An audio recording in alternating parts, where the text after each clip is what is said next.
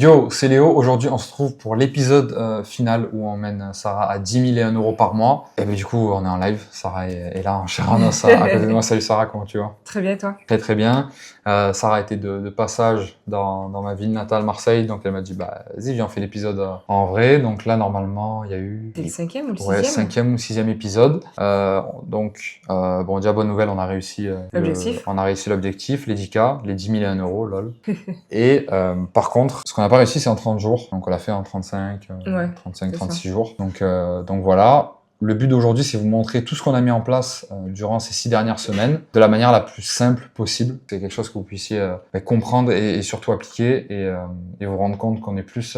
on n'est pas vraiment on n'a pas vraiment créé un tunnel, mais plus comme une flywheel, en fait, comme un cercle vertueux autour du contenu. On va revoir très rapidement tout ce qu'on avait fait et jusque même au setting, jusque même au closing, comment on utilise ces aimants-là derrière aussi pour faire plus d'acquisition. On va parler aussi du YouTube et potentiellement sur la fin, on parlera de la suite. Qu'est-ce que je vais te conseiller de faire? Plus de contenu, axer différemment les choses, moins se reposer sur les lead magnets, parce qu'il y a eu les gens commencent à être vraiment éduqués par rapport à ça. Donc, ce qu'on va faire, ce qu'on avait fait de base, c'était la refonte de ton profil. Bon, ça pour le coup, toi c'est quelque chose que tu as très bien fait, parce que c'est ce que tu vends. Ouais. On va revenir vraiment à la base de ça, avant même de parler du profil, je suis allé un peu vite.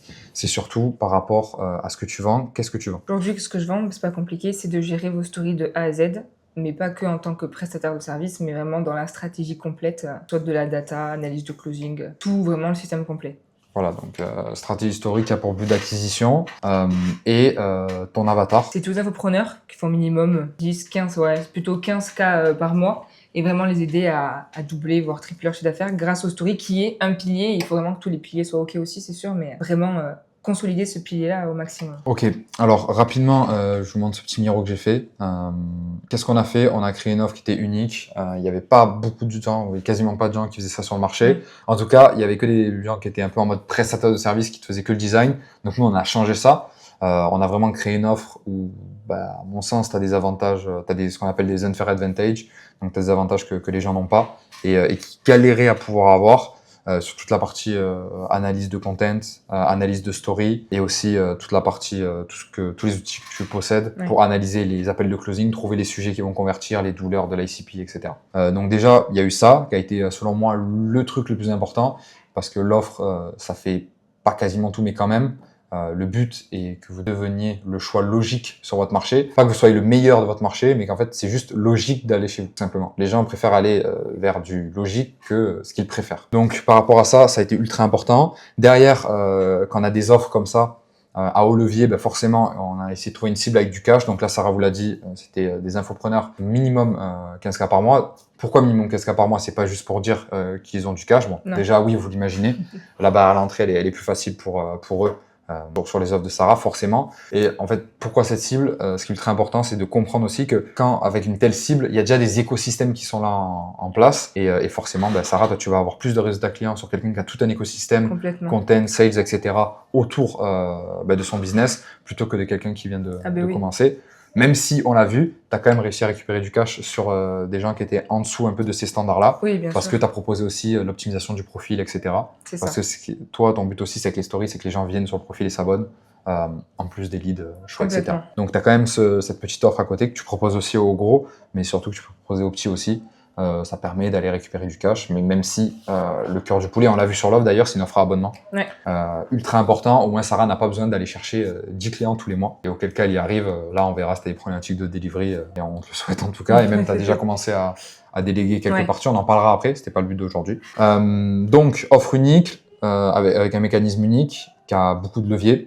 Ensuite, cible avec du cash, voilà, vendre des produits chers aux gens riches pour le devenir. C'est un peu la doctrine. Ensuite, un profil ultra optimisé. Là, je vous remets sur son profil. Une photo de profil ultra clean.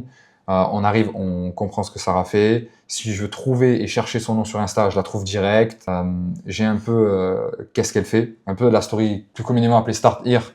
Là, elle a appelé le brief, d'ailleurs, je trouve ça ultra original, c'était pas mal, où elle explique tout son mécanisme unique et pourquoi elle n'est pas les autres et pourquoi elle a des résultats et pas les autres. Derrière, une redirection vers son YouTube et la totalité des clients qu'elle a, même si là, il y a des professionnels que tu vas commencer à faire, j'imagine. Oui, bien sûr, il en manque encore. Donc voilà, j'arrive sur son compte, je sais ce que tu fais, je comprends l'impact que tu peux avoir, on comprend que tu fais pas juste des stories et on est en mode let's go, quoi. Il y a du résultat, tout simplement. Et en plus, sur des gros profils, là, quand je vois les profils, c'est que des profils qui rentrent parfaitement dans ton ICP, qui font vraiment du cash. Ok pour ça. Et ensuite, les fameux posts épinglés.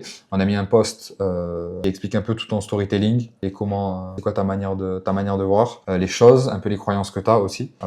Derrière, une présentation classique de tout ton parcours. C'est ça. Et un post un peu assez éducatif sur le sujet. C'est bien casser un peu la croyance de mon ICP. Voilà. Donc, et derrière, après, bon, c'est carrousel assez basique. Oui, c'est ça. Ça, avec le temps, quand tu as des beaux endroits, etc., tu en profites pour refaire des photos. Mais là, je suis à Marseille. Sinon, très clean. C'est le cas de le faire. Ça dépend où, bien sûr. Donc, voilà ce qu'on a fait déjà pour le profil. Donc, là, le point le plus important, donc le content, déjà, il va être alimenté, enfin, il va pouvoir alimenter le profil et le profil optimisé. Donc, vice-versa. Donc, on a l'offre qu'on veut, on a la cible qu'on veut, on a un profil de qualité. Maintenant, on passe au content. Content, qu'est-ce qu'on a mis en place? On a mis en place un système très très simple. Top of funnel, middle of funnel, bottom of funnel. C'est très très bien pour commencer.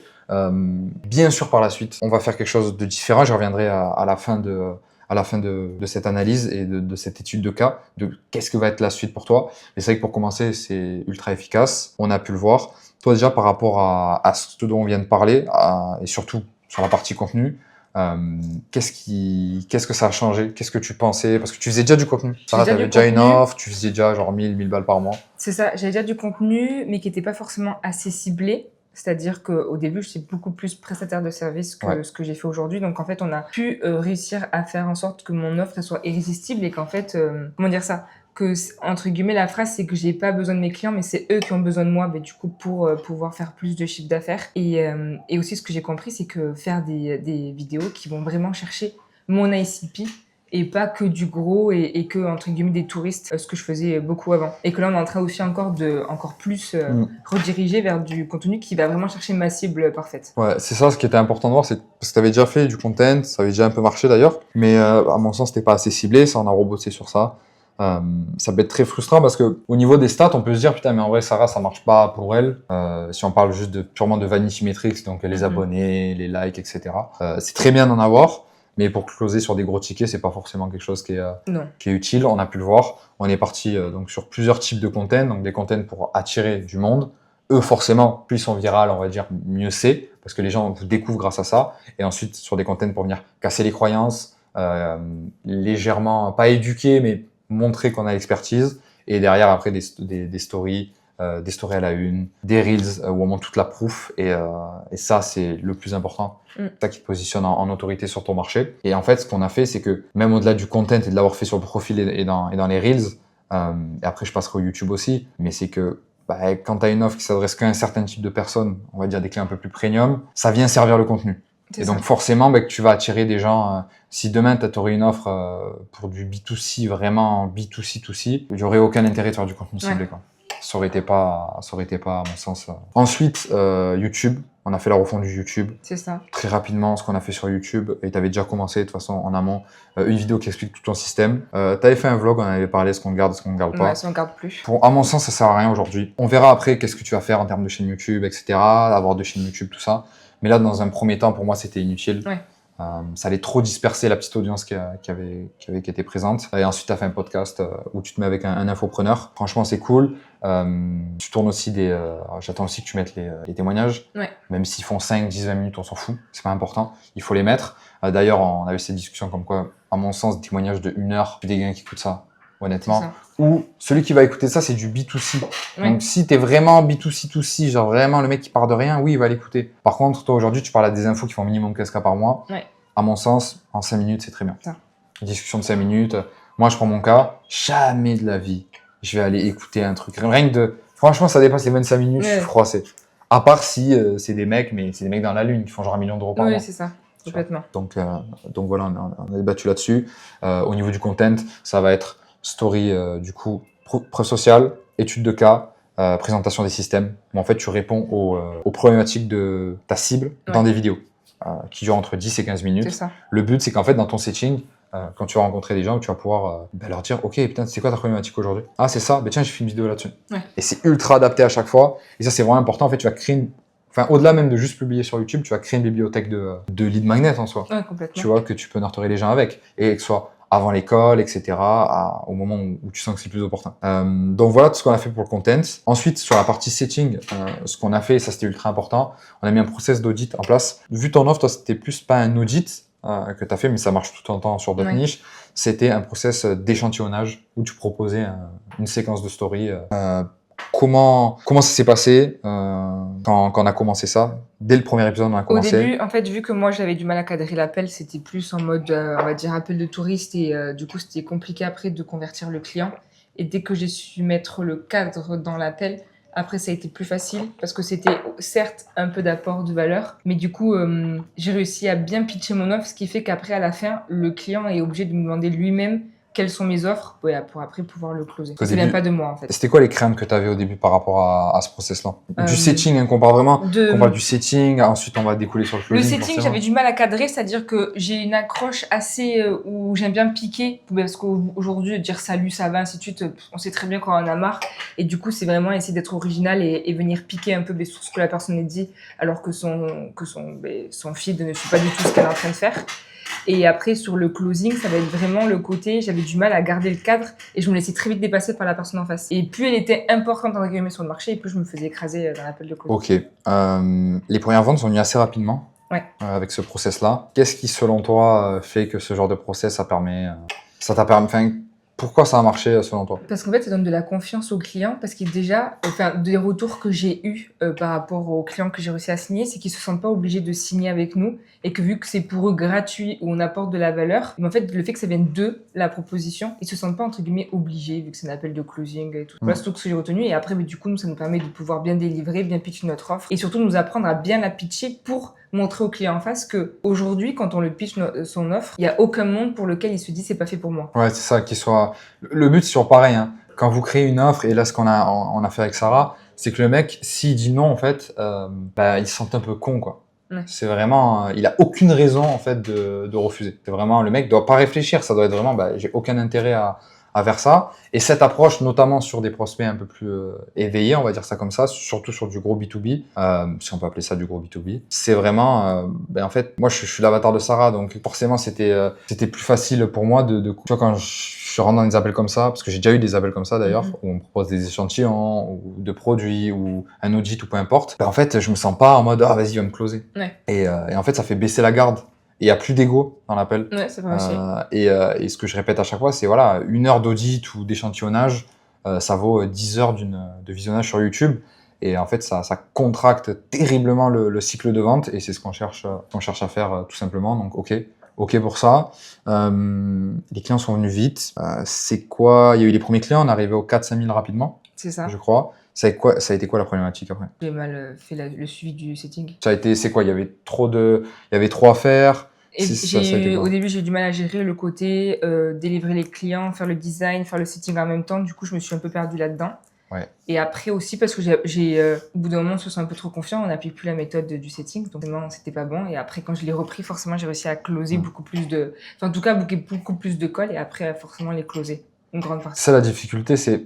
Parce que ça y est, t'as le process, t'as commencé à le faire, t'as des résultats. Malheureusement, et je pense qu'à tout niveau, c'est comme ça, t'es full dopamine en fait, en mode, ah putain, let's go. Et tu commences un peu à te reposer sur tes lauriers, et ça, c'est le pire qui puisse t'arriver. Ah bah oui, la pause, elle a fait mal. Par contre, ce qui est très fort, c'est de voir que ceux qui vont réussir et ceux qui rendent des leads constamment, qui rendent du cash constamment, des nouveaux clients, etc. Toujours pareil, c'est les mêmes mecs qui gardent un process, pas 1 mois, pas 2 mois, mais 3 mois, temps, etc. tout le temps. Et je pense que c'est même ça le plus dur que d'appliquer un process en soi. Un process, bon, tu l'appliques. Oui, après, bien sûr, tu as des feedbacks en fonction de ce que ça fonctionnait ou pas. Ça, c'est des trucs qu'on avait aussi. Mais c'est surtout de se dire, voilà, est-ce que sur 100 jours... ouais, c'est ça. Est-ce que tu as envoyé 100 messages sur un jour, tu as arrêté, ou tu as envoyé 40 messages sur 100 jours. Donc après, tu as repris ça. Ouais. Donc très bien. Bon, Dommage, on aurait peut-être pu, on sait pas. Ouais, Peut-être on pu aurait pu atteindre avoir l'objectif. beaucoup plus vite. Alors l'objectif plus vite, on sait pas. Mais maintenant au moins, moi je dis toujours faut payer pour apprendre. Et là, tu as payé en fait ce que tu n'as pas réussi à signer ou à shooter comme lead. Ouais. Le fait que tu sois pas reposé sur tes lauriers, mais un peu être sorti du cadre pour CT+, aller plus vite, etc. Ouais. Donc c'est très bien parce que faire une erreur comme ça, vaut mieux la faire maintenant Oui, ça c'est sûr, que heureusement. plus tard. Et bah, des fois, il faut juste expérimenter et prendre un mur pour comprendre. Voilà. Ok. Ensuite, bah, sur tout notre système, il y a un truc moi que j'aimerais qu'on discute. Et ça, j'aime bien appeler ça un problème de riche. Tu as rencontré un problème dans ton organisation parce que du coup, bah, tu avais signé trop de clients assez rapidement. Ouais. Donc ça, on l'a vu ensemble. Ça a été assez simple. Je trouve, pour quelqu'un qui peut faire soit une tâche précise qui te prenait le plus de temps, qui était chronophage. Toi, c'était tout ce qui était design sur les stories. Parce que tu savais que tu voulais garder la tâche avec le plus haut levier. Ouais. Et ensuite, par contre, sinon, vous pouvez aussi avoir un CSM qui fait la même chose que vous, qui fait tout pareil que vous, mais là, il faut le former, c'est extrêmement long. C'est ça, c'est pas pareil. Moi, je préfère avoir des CSM spécialisés sur certains pôles que d'avoir une doublure de moi, parce que ça me paraît impossible. Quasiment. Tu vois, si on n'arrive pas à le faire nous-mêmes, qui c'est qui arrivera à le faire? Ou ça demande peut-être par flemmardise aussi, parce que ça peut être ultra fort, mais c'est très long à former, vous tombez sur une pépite, et en fait, généralement, le mec a les mêmes compétences que vous, bah... Il peut faire la même chose que nous. Bah, il a son truc, tu vois, évidemment, il va avoir un conflit d'intérêt, quoi, c'est un peu con. Voilà pour ça. Est-ce que... en fait, j'ai l'impression que ça a été pas trop facile, mais t'es allé tout droit, quoi. Je t'ai pas vu pas appliquer un truc. Bah, en même temps... Tu vois, généralement, on se retrouve avec beaucoup de problématiques. Toi, c'était juste, tu postais beaucoup. T'avais pas de lead, t'arrivais pas à convertir. C'est ça. T'as juste appliqué ce qu'on... Enfin... Bah, juste appliquer en soi la stratégie de A à Z, sans vraiment trop me poser de questions. Et puis après, les seules fois où si j'ai fait des posts, c'est parce que c'est moi où j'ai mal appliqué la stratégie. Alors qu'après, dès qu'on la reprend, c'est facile, quoi. Ouais, tout le système, en fait, est logique. C'est pas, je suis pas magicien. C'est toujours pareil. Et c'est ça aussi ça, c'est un peu dans la phase 2, quand t'as commencé à avoir un peu d'itération. Ce qu'on a fait avec Sarah, c'est toujours pareil. On part de notre offre, notre cible et notre profil optimisé. Une fois qu'on a ça, qu'est-ce qu'on fait? On crée du content. Le content nous ramène des leads. Ces leads-là, on les set, on leur montre un call d'audit ou d'échantillonnage. Et ensuite, voilà, closing. Qu'est-ce qu'on fait derrière? On utilise le closing et le setting pour remonter ça au content. Et le content est pareil. Et on remonte à chaque fois tout ce qu'on sort, tout l'argent qui rentre. On regarde qui a payé le plus. Et pareil, on adapte notre cible. On fait évoluer notre cible au fur et à mesure. On fait évoluer l'offre aussi, forcément.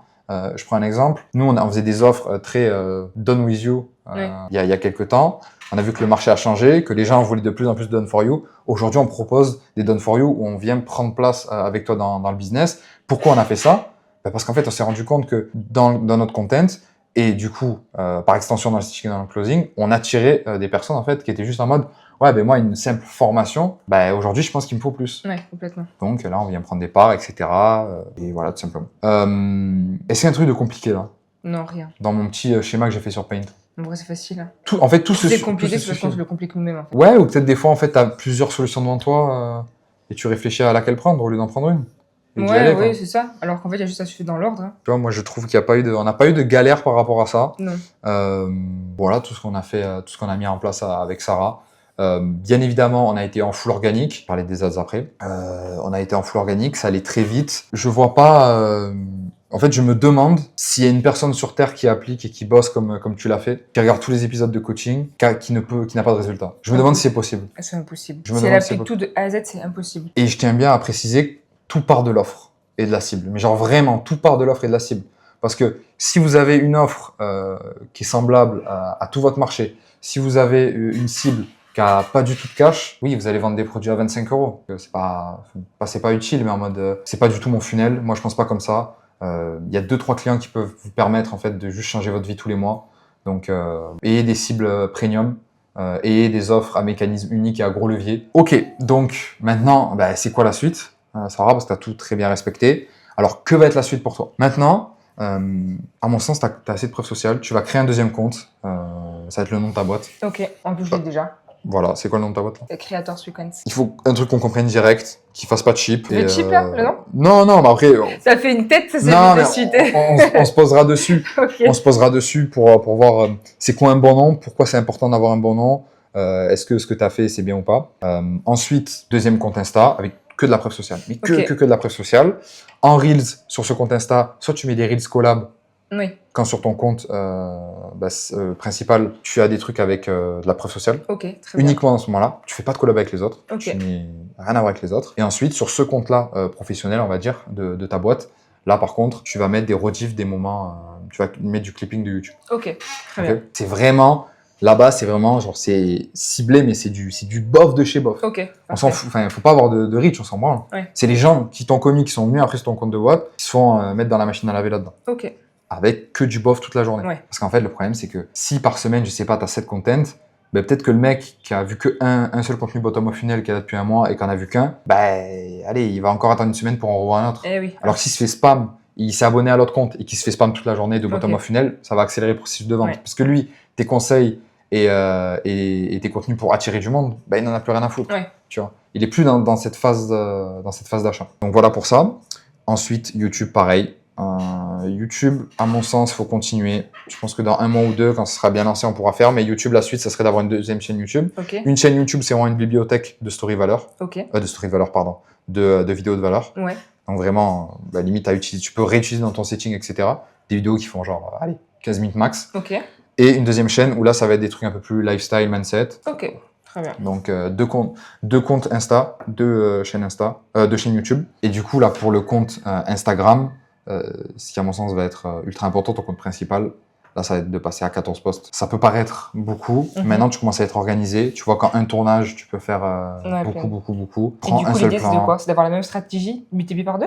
Ouais. Mais du coup, je pose pas la même chose à chaque fois. Genre, je suis pas tofu. Genre, je mélange les. Peu importe. On s'en fout? Ok. Ouais, peu importe. Genre, je fais Je matin et te, soir. En je te fait. dirais d'avoir un décalage sur les deux. Par exemple, si tu postes 2 posts sur une journée, tu mets un tofu, un mon fou. Ouais. Attends, parce que les mecs, ils vont ouvrir 2 fois Insta, il va te voir 2 fois dans la journée. Et limite, tu vas accélérer le cycle de vente, tu vois. Ok. Maintenant, là, c'est du détail de chez détail. T'es pas à un niveau, on va s'attarder sur ce genre d'éléments. Oui, tu peux le faire. Ok. Tu peux mettre un tofu, un gofou, un tofu, un moufou. Ouais. Voilà. À 14 posts. Pourquoi plus de posts? Pour accélérer la manière dont les gens vont te voir. C'est-à-dire te voir plus souvent, mais surtout pouvoir accélérer cette partie bottom of funnel, middle of funnel. Ouais. Donc, devenir plus experte, en fait, dans ma niche. Genre, vraiment Bah, plus le montrer, quoi. Ouais, plus le montrer et surtout avoir une valeur perçue plus grosse. Mais encore aussi, le tofu, tu le fais plus, tu le fais 2 fois Oui. plus. C'est-à-dire aller attirer plus de monde aussi. Ok. Parce qu'au lieu de faire 2 posts tofu, on va dire, par semaine, bah là, t'en fais 4. Ouais. Ok. Donc il y a très plus bien. de chances. En fait, si t'erres plus, t'as plus de réponses rapidement. Ok. Moi, j'aime pas spammer du contenu. Pour moi, 14, c'est le juste milieu entre qualité et quantité Ok. quand tu n'as pas d'équipe dédiée pour ça. Ouais. Ok, d'accord. Ok. Voilà pour ça. Maintenant, tu vas commencer à booster en ads et j'insiste bien, pas du tout sur ce compte. C'est-à-dire pas du tout sur, pas directement sur le compte, c'est pas le truc boosté là sur Insta, Oui. mais depuis Ads Manager, au moins tu auras tout la data, etc., les coups par lead, etc., coups par follow du coup. Et on va commencer à faire du profile funnel là-dessus, parce que pour moi c'est la suite logique. Tu as des posts qui ont déjà fait leurs preuves, Mhm. donc du coup vas-y, on va cramer de l'argent là-dessus. Ok. Forcément, faut pas le voir comme une dépense, c'est un investissement, c'est des ads. Et voilà. Est-ce que tu as quelque chose à rajouter? Ah bah non. En train de penser au script qu'il va falloir que je fasse pour doubler mes contenus. Ouais, en fait, ce qui va être bien, c'est tu prends l'appel de closing, le mec il t'a posé 4 questions. Ouais, je les reprends. Bah, au lieu de répondre à une question par semaine, tu réponds à 2. Quoi. Ouais. Donc ça peut aller très très vite sur ça. Déjà bravo parce que t'es allé très très vite, t'as tout appliqué. T'as pas parlé chinois quand ça allait pas, où il y a des trucs où tu bloquais, tu me le disais direct. Ouais, non. En fait, juste, faudrait qu'on ait que des clients comme toi. On ait que des clients comme toi toute la journée et ce serait magnifique. Est-ce que tu as quelque chose, un avis global de ce mois qui s'est déroulé? Parce que c'était cardio quand même, parce qu'il a fallu tout revoir, mais... Ouais, c'était cardio, mais c'était facile. C'est-à-dire que c'est pas compliqué quand tu coaches par rapport à ce que tu dis, c'est toujours facile. Enfin, tu utilises toujours des mots que tout le monde peut comprendre, donc c'est assez facile de le faire. Et vu que je suis accompagnée, bah après, je veux dire, c'est comme si on apprenait à lire et que tu me passes toutes les bases. Au bout d'un moment, forcément, à la fin, c'est facile. Mais là, tu as passé les bases de A à Z, on les a faites au fur et à mesure, et donc plus qu'à continuer à les garder et à continuer à faire tout péter, quoi. Ouais, le plus dur, c'est en fait d'avoir sa route et juste de la suivre bêtement. C'est comme, ouais, c'est pas mal analogique avec la lecture. Ok, et donc c'est la fin de la série avec Sarah. Donc il nous a fallu 35 jours pour passer de 1 à 10 000 euros simplement en chiffre d'affaires. Maintenant, en description, vous avez un lien pour prendre un call d'audit directement avec moi ou un membre de mon équipe. On va auditer votre compte, votre entreprise même de A à Z. Donc si vous voulez développer votre activité et que vous avez été convaincu un peu de ce qu'on a fait avec Sarah, le lien est en description. C'était Léo. C'était Sarah. Ciao.